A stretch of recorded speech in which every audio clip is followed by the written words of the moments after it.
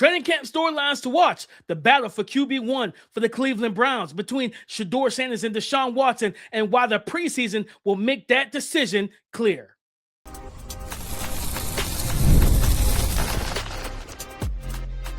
You are Locked On NFL Draft, your daily podcast covering the NFL Draft. Part of the Locked On Podcast Network, your team every day. Welcome back to the Locked On NFL Draft Podcast. I'm Damian Parsons. That's Keith Sanchez. And today's episode is brought to you by Kalshi. For a limited time, download the Kalshi app and use the code Locked On to get $10 when you trade 10. And this episode is all about storylines, rookies, second-year players in training camp as we get ready for week 1 of the NFL preseason. We're going to break down just the top storylines, the ones that really have caught our eye. Keith, let's get into it. What storyline, rookie or second-year player-wise, has really caught your attention in training camp? Yeah, I mean, we got to go to the Shedeur Sanders and the Cleveland Browns, right? And just seeing how that will unfold consistently. And I think it's been, and you could tell me, I've been getting various different reports, right? Somewhere, it's competitive. Somewhere Shedeur Sanders looks like the very best. Somewhere, people are saying Deshaun Watson still has a kind of a hold in it. But I think it just would be interesting to see how this continues to play out, because while the Cleveland Browns are one of the teams that, they're consistently in the dumpster fire category, right? They managed to stay in that area quite a bit. But this is an intriguing storyline with two, what is the best way? Kind of high profile, polarizing names, but totally polarizing, sense. But polarizing names. I think it's gonna be interesting to see what first year head coach Todd Monken does as far as deciding a quarterback, because obviously we know Shedeur Sanders. I guess you can say there are some athletic limitations with him. And so, even when you go into the stature part, right, like him being right at 6'6", 210-ish pounds, right? And then you have Deshaun Watson, who's, closer to 6'4", probably looks more closer to your ideal quarterback stuff. So how many different elements plays into this? Yeah, I think that's so. It has been definitely some mixed reports. There is, I can't remember who it is, but there's some people who keep track of they track the throws and touchdowns, interceptions, everything over there in Cleveland. And one of the things that was that seemed pretty consistent was that Deshaun Watson was turning the ball over and everything. Pretty frequent at practice that he was turning the ball over and whatnot, but and that Shedeur had looked good. But I did remember hearing that Watson may have a leg up on the starting gig and things like that. And it's just it's something we gotta let preseason take care of. That's how I look at it, Keith. We gotta let preseason handle it, because I think that's where it's all going to be determined at. Right? Like everything in practice right now, that's all they have is practices. And then teams will have joint practices and all of that good stuff.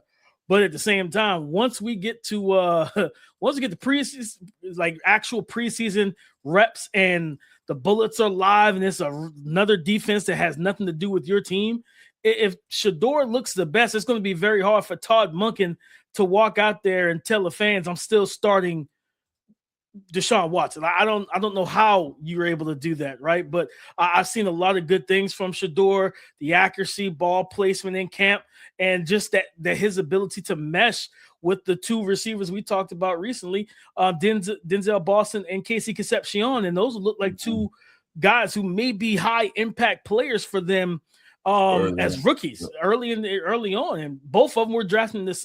They're both rookies, which is just insane to think about. Two young receivers being able to make a big impact on the same team. Keith, the storyline that I am very interested in, it going back to Tennessee, and was watching some of the, I think it was it was a scrimmage, full 11-on-11 scrimmage and everything.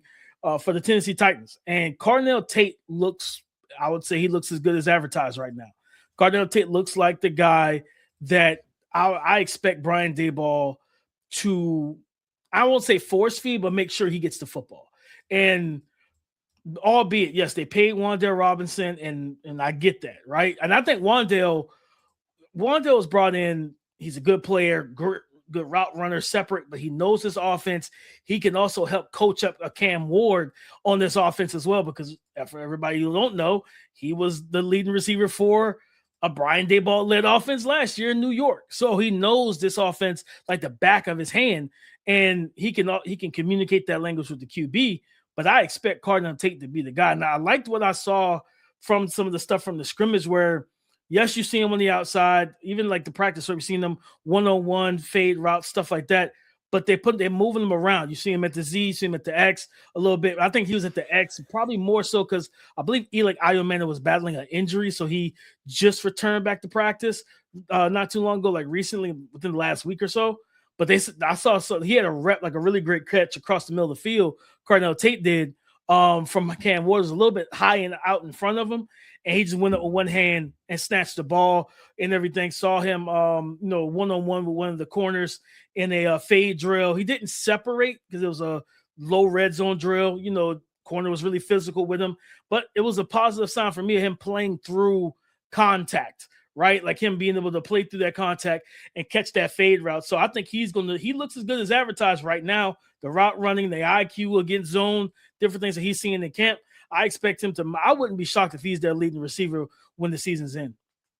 Now that'll be interesting, DP. And obviously, I guess I'll go on record of being critical of the selection of the Tennessee Titans. I think a lot of us work, Keith. A lot of us. I'm just interested to see how it unfolds, though, right? But like you said, just him and the spectacular plays, and that's something that we know that he can do, bringing that element to it, right? So I think it's going to be interesting to see who do we get, right? Do we get T. Higgins? Do we get, and just listing off of these kind of various players with pretty good size and height and catch radius is their thing. DP, I want to do this. I started to save it for the for the next segment, but I'm going to just go ahead get into the conversation of Carson Beck.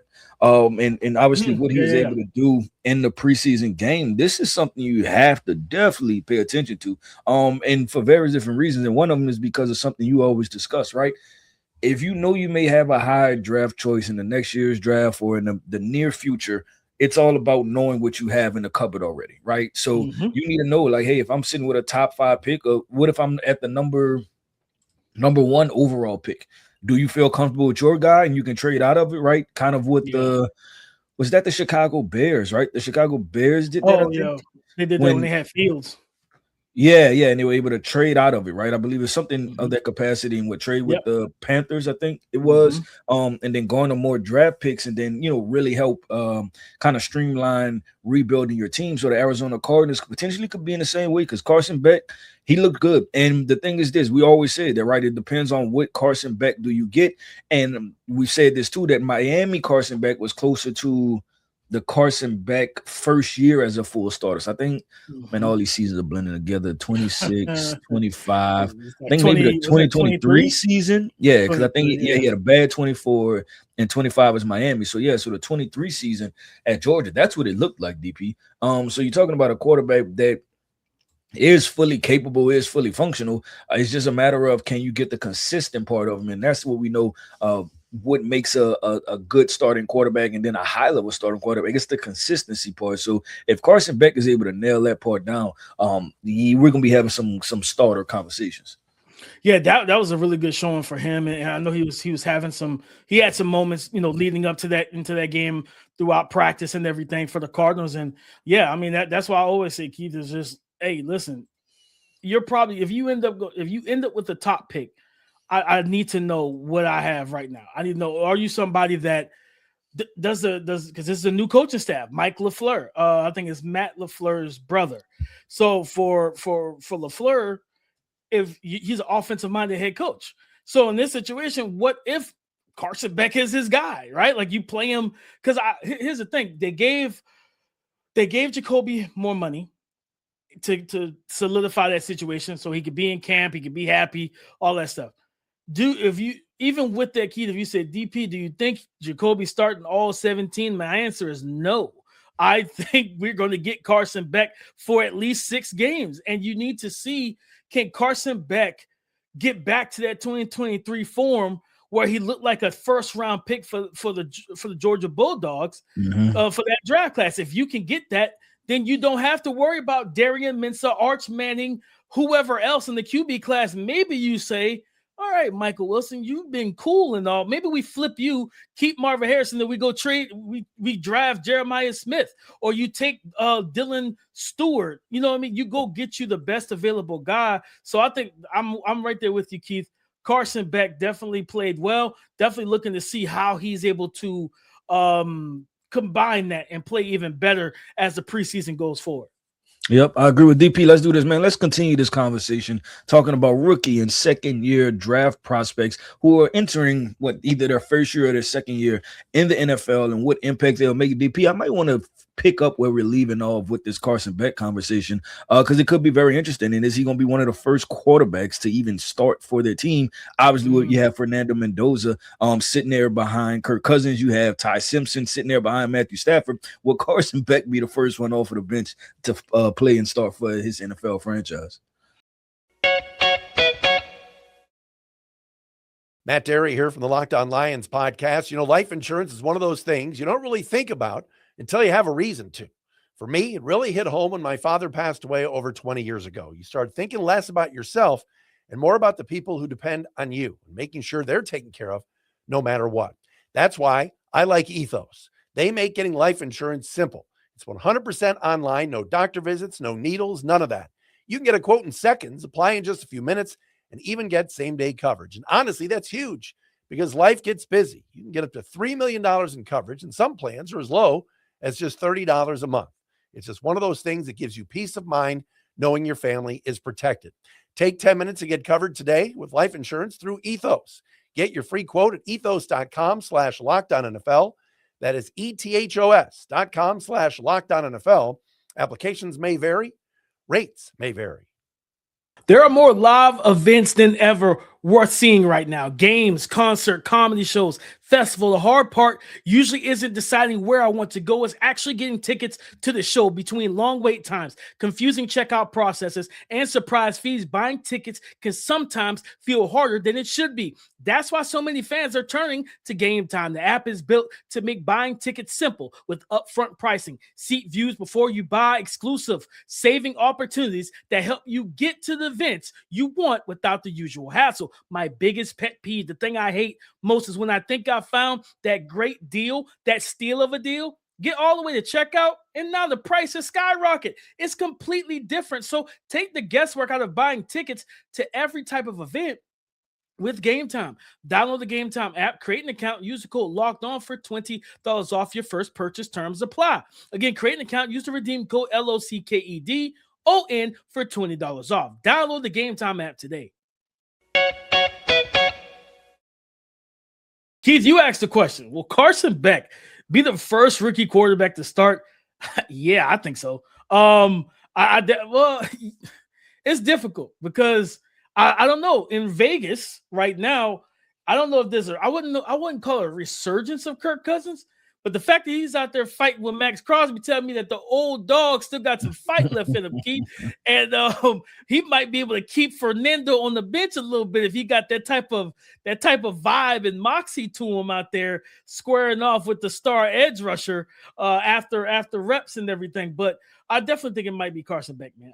Keith, I wouldn't be shocked if it is Carson Beck because again, Jacoby and don't get me wrong, Jacoby allowed the organization to scout some of the young pass catchers and stuff last year, see what we all knew what they had in Trey McBride, but was able to really showcase what they had in Trey McBride. You saw the flashes and the level of play that Michael Wilson could give you and everything. But I don't think they won a game with Jacoby as the starter. Now, that might work. If you really want to tank, you might want to just go ahead and try to see if you can replicate that, right? Like, see, well, can Jacoby lead us to a 0-17 record and we make sure we get the first overall pick? Sure, but I don't think that's what's going to happen. I think when you have Carson Beck, I do think he's going to get on the field, and I would not be surprised if he's on the field by week 9 or 10. Yeah, no, I'm looking at it, DP. It obviously I presented the question. It was based off of looking at these quarterbacks that were drafted, right? Not a lot of them, DP, not a lot of them. Not a lot of them. Fernando Mendoza and Ty Simpson went in the first round. The next quarterback taken was third round was Carson Beck. After him, you have Drew Allen, Pittsburgh, which you don't foresee that unless there's an injury to Aaron Rodgers, right? The K. Klubnik, New York Jets, maybe the next most volatile situation, and that's if K plays better. But I think if you had to take college resumes and college play, I would probably take Carson over Cade, right? Yeah, Like just, for sure. like likeliness to be successful. Then after that, DP, I mean, you're talking about, like versions of projects, right? Because you got Cole Payton out of North Dakota State to the Eagles, and then you got Taylor Green out of Arkansas to the Cleveland Browns, which we discussed the Cleveland Browns in the first segment. So I'm going to say yes. And I think right now, DP, I think the momentum is going to build. I think Jacoby's in a difficult situation, not 100% accurate with his numbers as far as his contract, but it's not no big boy contract to where it doesn't make any sense to put him on a bench. I think if he has one more good preseason game, I think there's going to be strong momentum built for that. And I think this with Carson Beck having an opportunity to play in the Hall of Fame game, he has one more data point, right? He has an extra data point than which the rest of the rookies quarterbacks don't have because he played in that Hall of Fame game. So I'm looking at it from that perspective, DP, that he started off hot with the momentum, and then now can he keep it churning to where people are saying, hey, let's just go with the rookie and see what happened. And, fans are going to get excited and say that, we have Jacoby Brissett, which we know exactly who he is, right? Like there's no upside for potential for him to be a Pro Bowl Hall of Fame quarterback. We know that, right? But behind door number 2 is Carson Beck. And Carson Beck can be our Hall of Fame, right? We just know that's how fans are going to think. So I think this is something momentum-wise is going to really get building. No, 100%. I think that's something that we have to pay attention to, Keith, is just when he gets on the field, and then what does he do once he gets out there? Because again, he looked good throwing to one of our boys, Reggie Virgil, was out there. That's what I was about to talk about next. He played well, and they had some other young receivers. But what does he look like with Michael Wilson, with Jeremiah Love in the backfield, with Trey McBride, with Marvin Harrison Jr., who people much maligned him after the first practice he was dropping passes, and he's been catching everything ever since. It's almost like people are waiting to call him a bust.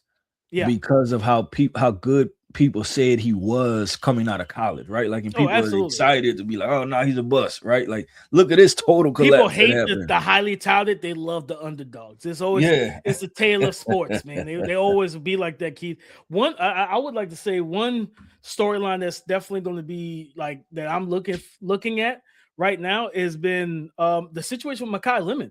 He's been battling injuries, even going back to I think rookie OTAs, like spring camp and everything. And I don't even think he's from what I've read and heard, I don't think he's practicing right now. And for offense like that lost AJ Brown, right? You got Devonta Smith, who he already has ridiculous chemistry with Jalen Hurts. So you expect him to be able to go out there, be who he is, and ball out with Hurts, right?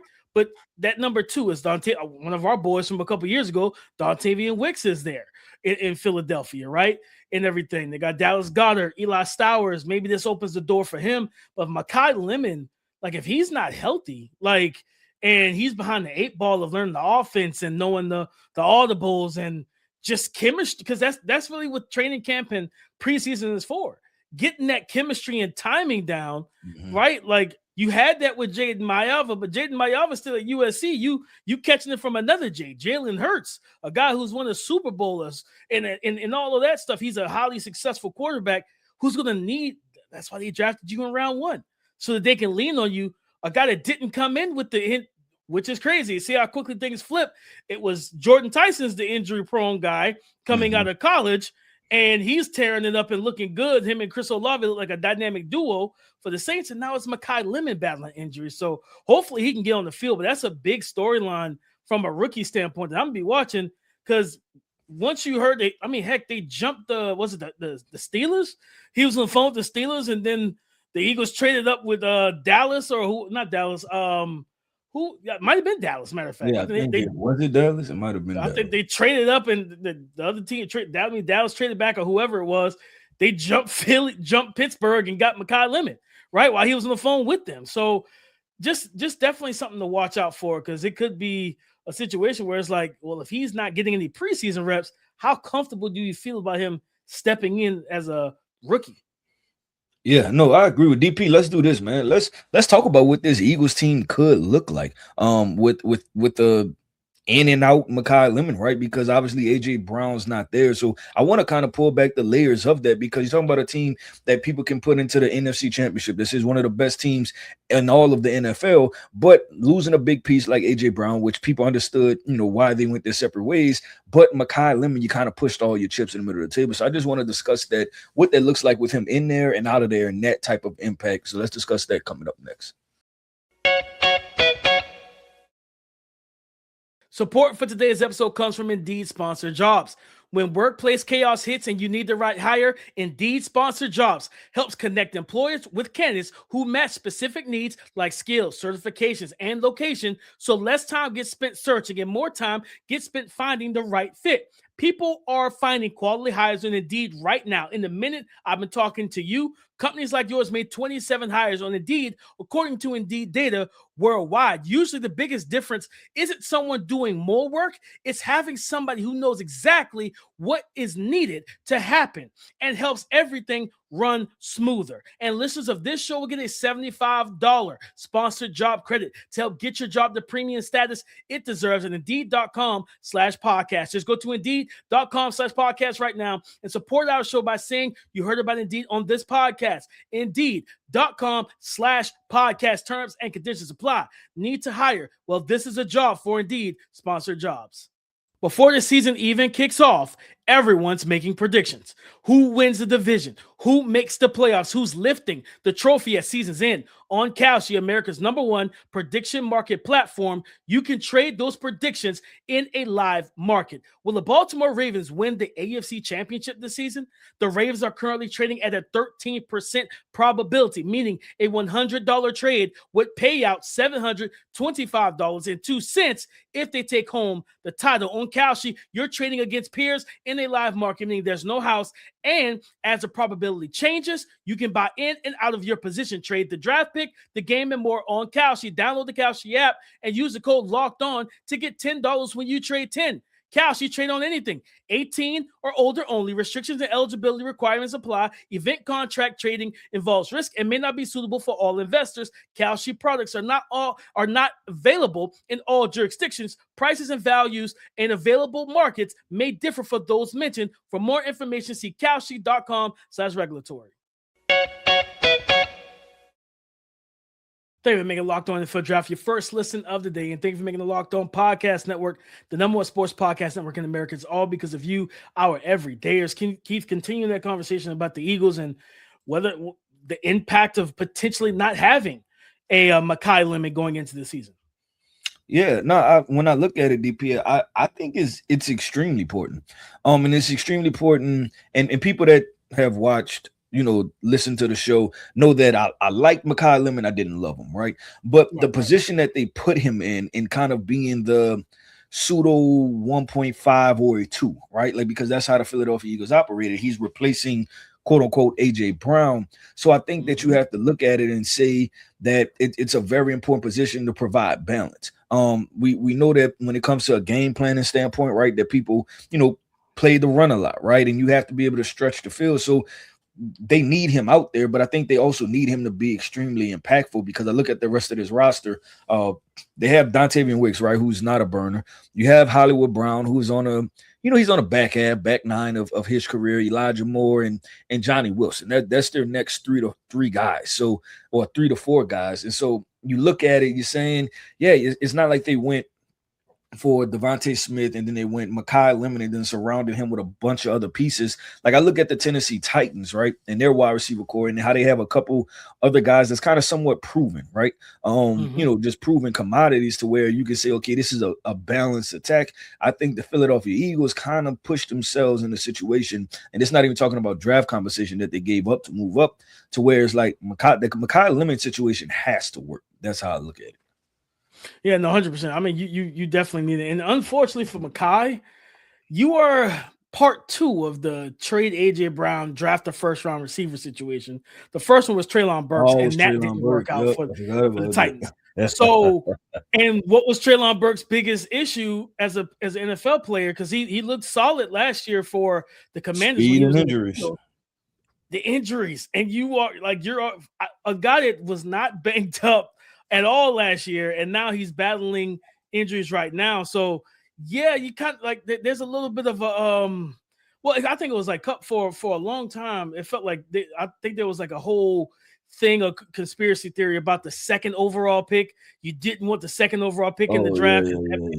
Usually ended up being a bust or whatever the case may be, and everything. So I'm just saying you don't want to be part of that any type of conspiracy theories. If you are a Makai Lemon, you want to get healthy, get on the field as quickly as possible because this team drafted you in round 1 because they knew that they needed you and they needed the talent that you had and how you can mesh well with Goddard and with Hurts and with Devonta Smith. One interesting one, Keith, Luther Burden III, one of our guys from last year's draft class. I think it was over the weekend. Injured his groin. They said it's a grade, I believe it's a grade 1 groin injury, but it's one that's expected. They want to take it the precautious route, keep him out all preseason, rest of training camp, let him rehab that, let him get healthy for week 1 when they kick the season off against the Carolina Panthers. And I think for me, Keith, this opens up a spot for, because Xavier Thomas, who we talked about before, he's also injured, I believe. It opens up for Sam Roush, the tight end out of Stanford, the big body tight end. Because when you think about, I believe, especially right now, right? Because think about this. They drafted him, I think, 3rd round. They already have Cole Kmet and Colston Love. I was like, why do you need another tight end? Well, the NFL's a copycat league. We all saw what Sean McVay did last year with those 13 and 14 personnel packages and running the football and having a bunch of tight ends that can catch the ball and be versatile. I could absolutely see the Bears coming out, especially even in week 1, right? Maybe you don't want to like throw Luther Burden back out there for too many reps. You want to kind of ease him back in the game action. Number 1, get him back in the game shape and everything. Keith, I wouldn't be surprised if they come out there in some 13. Roma Dunze, because no DJ Moore, right? No DJ Moore. Xavier Thomas is injured right now, and he's a rookie. So you're talking about DJ Moore, you're talking about Roma Dunze coming out as an X. You come out in 13. Luckily, you are blessed to have Colston Loveland, who is like a pseudo tight end receiver that you can flex out. So you're talking about coming out in 13 and then switching it to make it look like 12 with him playing the Z receiver slot. You know what I mean? The Z receiver spot. And now you have 2 tight ends on the line of scrimmage, a tight end flexed out and a wide receiver, and you have a bunch of big targets. We talk about the biggest talking point for Caleb Williams is what? The completion percentage. Well, Keith, if you have a bunch of 6'3" and up targets, that might help Caleb Williams early in the season in terms of easy completions, big bodies out there, easy to see him down the field, short and intermediate. I think Sam Roush, this preseason, it could be a lot riding on this preseason for him with the injury to Luther Burden. If he goes out there and does what he's supposed to do, he can impress Coach Johnson, Ben Johnson, and earn his way onto the field in some multi-tight end packages. Yeah, no, DP is not just that, right? But look at this wide receiver core. You have Roma Dunze, Luther Burden injured, right? Recovering from the hamstring injury. Then you go to Khalif Raymond, Xavier Thomas, Jade Walker, Scotty Miller. That spells concern. And if I'm on a coaching staff and we're in training camp, I'm concerned right now, to be completely honest with you, when you're talking about adding, taking that next step forward as a team and then playing in one of the toughest divisions in football in the NFC North. So I'm right there with you. The Luther Burden conversation is huge. And I think it shows how huge it is that they're keeping him out. Like they're not even trying. They're not even saying indefinitely. They're saying he's out. Like don't worry about seeing him. And I think they realize how important he is to their success because they don't have a deep wide receiver core. I think they went from that DJ Moore trade. We'll see how that turns out. I was not a fan of it when it happened. We'll see how it winds up panning out. DP, I want to wrap this up with the last team that was standing in last year's Super Bowl. That's the Seattle Seahawks and Jadarian Price. I mean, you have the Los Angeles Rams looking like the dream team, right? Especially they get Aaron Donald back. You have the San Francisco 49ers, who are always tough and gritty. Then you have you guys, right? The Seattle Seahawks, who are the returning Super Bowl champs, and you lost your Super Bowl MVP. So you're trying not to have this look like a situation that blows up in your face, because you could have paid the guy, and especially in the climate, right? When you're coming off of Bijan Robinson and Jahmyr Gibbs, get a near contract. You probably wasn't going to pay Kenneth Walker that much, right? I don't think the Chiefs paid him that much. So you're going to sit there. You hope by week 10 that they're not saying like, hey, you should have just paid him the $15-16 million per year, whatever it may have been, and you could have kept the Super Bowl MVP at home and let him tote the rock, right? So we'll see if this thing backfires or if it shows well, but that's a lot of weight to carry, a lot of weight that's on Jadarian Price. So we're talking about rookie storylines to watch. That's one. I mean, you the returning Super Bowl champs and one of the most. And I'll say this: like you have some divisions like the AFC North, right? The AFC North is a black and blue division, and you're not going to necessarily hang your hat. Like it's not a big offensive identity, right? It's more being physical, and yeah, they're good offenses. So I'm not saying that, but that's not what the identity is built around. But the NFC West is built around kind of some good defense and also a lot of high-powered offense too, right? Like a lot of offensive innovators when you talk about Shanahan, McVay, and things like that. So I think that he's going to play a very pivotal part in the finding balance for the Seattle Seahawks. Yeah, and I've seen some of the stuff from because they're on Hard Knocks right now, and there's a part where Byron Young, the DT, was like, man, he's like, I tried to meet him in the hole, and he cut off of me. So he's like, man, like I couldn't get to him. Like I tried to spin and get and fill the lane, and I couldn't get to him. He's like, that dude's quick, man. And like you see some of the clips of him running through the Seattle Seahawks defense, and he's just slicing and dicing, getting in and out of breaks and cuts. And I'm like, yeah, that I'm telling you, like I told everybody that kick return ability that he showcased at Notre Dame, that was kind of the highlighting factor of like that was the projection going into how he handles running the football. You didn't see him total a ton because of Jeremiah Love, but his vision, his patience, and his ability to cut and change direction is top tier. I'll close it out real quick, Keith. Jacoby Lane, a guy that we hyped up going into last season for USC. Yep. And I don't know what happened there to where Makai took over, and that just was what it was, right? And I said Jacoby didn't play as quick and sudden and as fast. Every time you see a tweet from the Ravens, it's Jacoby Lane jumping over somebody and Lamar Jackson just trusts him to go down and make the catch. And I kept saying, you go back to when they won the Super Bowl with Joe Flacco. Now, granted, a little different situation. Anquan Bolden was a wily veteran who had seen a lot of football, but you went and got somebody that Joe Flacco could just trust to come down with tough, physical, gritty catches. The A trait for Jacoby Lane is throw me the back shoulder of the 50-50 ball, and it's mine. And it's been his pretty much almost all of training camp. And if you talking about you pay Zay Flowers, you have Rashad Bateman, you have Mark Andrews, you have Derrick Henry. If Jacoby Lane takes that step and is able to take this into preseason with Lamar Jackson, he could be in for a pretty solid rookie year. Not saying that he's going to out target a Zay Flowers. Zay Flowers is number one, but he can make the big splash plays. You're talking about the 3rd and 10s, and they end up with 40. It's because you just threw it down the field and allowed Jacoby to be Jacoby. I love all the reports coming out of Baltimore Ravens camp about what Jacoby Lane brings, because this is the body type. This is the archetype of receiver that when John Harbaugh was there, they never went and got for Lamar. I've been saying it for the long. Go get him a ball winner. Like he's needed that. And they never did it. Shout out to Jesse Minter and the new coaching staff for identifying that. And they actually went and got him too, because Elijah Surratt's making plays too. Yeah, no, 100%. DP, that you think about this USC team in the transfer portal, right? You realize that USC team from 2 years ago, Zachariah Branch, Deuce Robinson, Makai Lemon, and Jacoby Lane. That was a heck of a wide receiver. Lincoln, you should have threw the NIL out there. You should have had those 4 out there in 2025 on that same team, not having the 2 or 3 of those guys leaving. They had another one leave too. He went Kobe Hudson. He went to yeah. Oh, I get what you're saying. They should have kept them. They should have kept them. Yeah, they should have kept their guys. Yeah. Should have kept the guys. They had them in 2024. That's crazy. That's crazy. With DP, that wraps up another episode, man, of the Locked On NFL Draft Podcast. I want to end this podcast off by saying shout out to our everydayers. Thank you for tapping in with us each and every single day. I am Keith Sanchez. You can find me on X at the Talent Code. That right there is my guy, my co-host, Mr. Damian Parson. You can find him on X at DP_NFL. Like we like to say, man, y'all come talk to us because we like to talk back.